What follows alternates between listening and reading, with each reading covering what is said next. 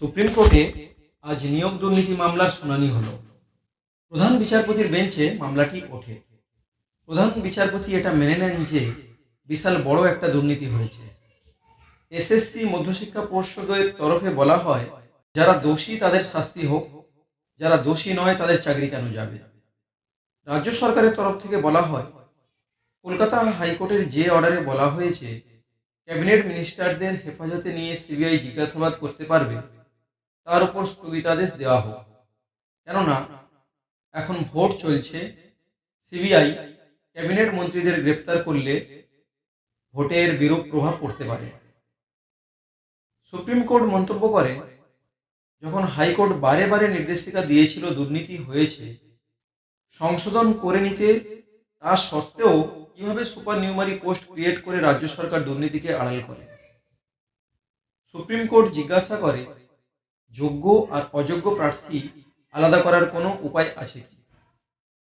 School service কমিশনের পক্ষ থেকে মুকুল রোহতগি বলেন, এসএসসির কাছে সেকেন্ডারি ডাটা আছে, এসএসসি সেই ডাটা কোর্টের সামনে রাখবে।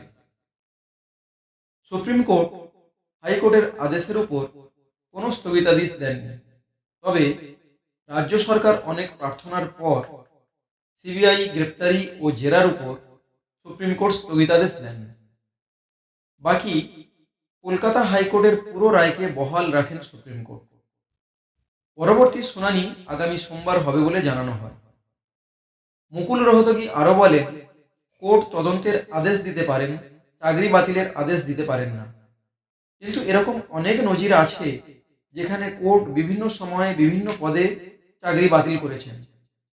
প্রসঙ্গত দিল্লি ও অন্য এক রাজ্যেরও ঠিক একই প্রকার দুর্নীতির কথা সামনে আসে, যেখানে যোগ্য ও অযোগ্য প্রার্থী আলাদা করার কোনো উপায় ছিল না।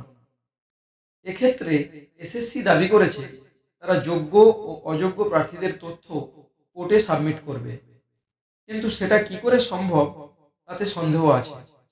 কেননা এতদিন পর্যন্ত এসএসসি এই তথ্য দেওয়ার কোনো চেষ্টাই করেনি।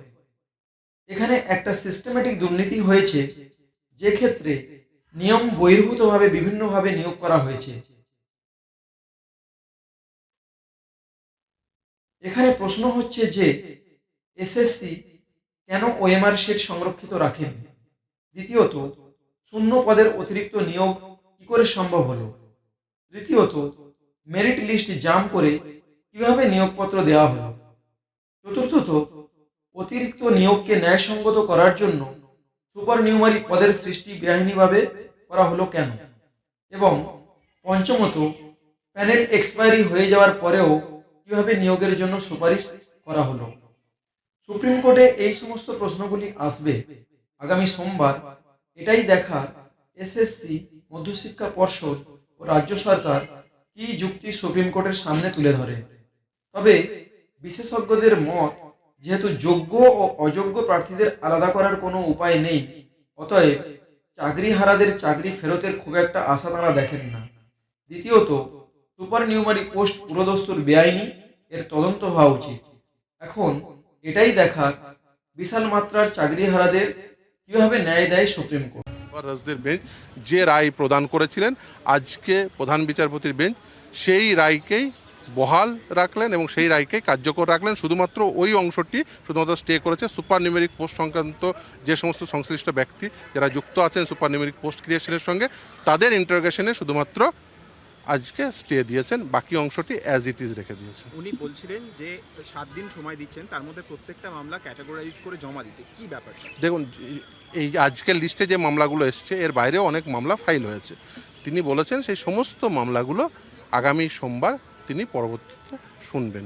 এই ইন দ্য মিন হোয়াইল শুধুমাত্র ওই যে নির্দিষ্ট প্যারাগ্রাফটি শুধুমাত্র স্টে করেছেন, ওই সুপার নিউমেরিক পোস্ট ক্রিয়েশন সংক্রান্ত প্যারাগ্রাফটি, বাকি অংশটি অ্যাজ ইট ইজ রেখে দিয়েছে। বেশ কিছু পর্যবেক্ষণ দিয়েছেন বিচারপতিরা, আজকে প্রধান বিচারপতি শুনছিলাম, উল্লেখযোগ্য পর্যবেক্ষণগুলো যদি দেখুন, তিনি সবথেকে উল্লেখযোগ্য যেটা বলেছেন যে ওএমআর শিটের কপি এসএসসি রাখেনি। আমরা জানি, দেখুন, যে কোনো কপি সেটি 20 বছর রাইট টু ইনফরমেশন অ্যাক্টে রাখতে হয়। এই ক্ষেত্রে এসএসসি কী করেছে, প্রথমে ফিজিক্যাল কপি নষ্ট করেছে, তারপরে তাদের সার্ভার থেকে যে ডিজিটাল কপি ছিল সেটাকেও নষ্ট করেছে। সিবিআই যে সংস্থাকে দায়িত্ব দেওয়া হয়েছিল ওএমআর শিট মূল্যায়নের জন্য, সেই সংস্থা সংস্থার একজন কর্মীর বাড়ি থেকে, পঙ্কজ বনসাল, তার বাড়ি থেকে, কর্তার বাড়ি থেকে সেই ওএমআর শিট 3টে হার্ড ডিস্ক উদ্ধার করেন। সেই হার্ড ডিস্কগুলো থেকে ওই ওএমআর শিটের যে স্ক্যানিং কপি সেটার উপর ভিত্তি করে 65B সার্টিফিকেট দেন। সেই 65B সার্টিফিকেট অ্যাডমিসিবল হয়, অর্থাৎ সেগুলো জেনুইন হিসেবে গণ্য হয় এবং তার পরিপ্রেক্ষিতে বোঝা যায় যে কী পরিমাণ যে এই যে ম্যানিপুলেশন হয়েছে সেটা ওএমআর শিট ইস্যু করতে।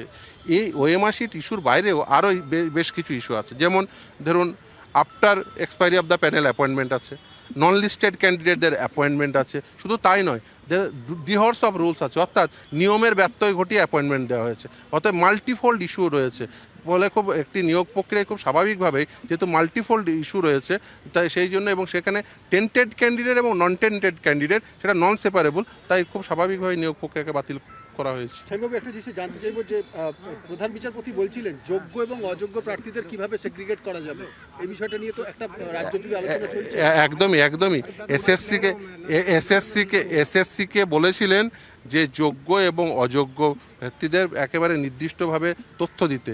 এসএসসি বারবার সেটা দিতে ব্যর্থ হয়েছে। শুধু তাই নয়, দেখুন tainted candidate and non tainted candidate এগুলো বিভিন্ন ইস্যুর উপর নির্ভর করে। যেমন ধরুন এখানে রুলসের সঠিকভাবে যদি মেনটেন না হয়, যেমন ধরুন রেশিও মেনটেনের কথা বলা আছে ইন্টারভিউ লিস্টে, সে যদি ধরুন ওএমআর শিটের ম্যানিপুলেশন থাকে, অর্থাৎ ওএমআর শিটের মার্কসে যদি এনহান্স করা হয়, খুব স্বাভাবিকভাবে সেখানে রেশিও ভায়োলেট হয়ে যাবে। রেশিও ভায়োলেট হয়ে গেলে রিজার্ভেশন পলিসি মেনটেন হবে না, রিজার্ভেশন পলিসি মেনটেন না হলে ক্যাটাগরাইজেশন মেনটেন হবে না, ফলে যে নিয়োগের যে আইন সেই আইন ভঙ্গ হয়ে যাবে।